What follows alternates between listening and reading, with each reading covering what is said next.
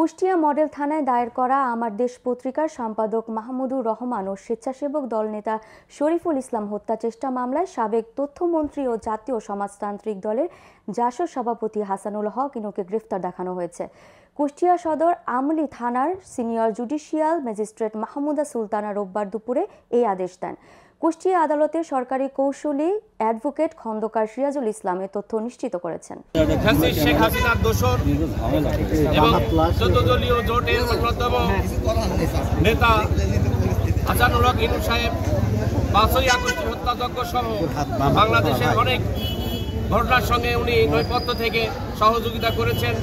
আপনারা এও জানেন, আপনারা সাংবাদিক হিসাবে, মাহমুদুর রহমান সাহেব আমার দেশ পত্রিকার সম্পাদক, তাকে কি নির্মমভাবে আদালত চত্বরে কিভাবে তাকে নির্যাতন করা হয়েছিল, তার উপরে অমানবিক আচরণ করা হয়েছিল, সেটা আপনারা সবাই জানেন। তার নামে সুনির্দিষ্ট অভিযোগ আছে এবং অভিযোগের ভিত্তিতেই তাকে সেই মামলায় এজাহারে নাম ছিল এবং আজকে সেই মামলাতেও গ্রেপ্তার দেখানো হয়েছে।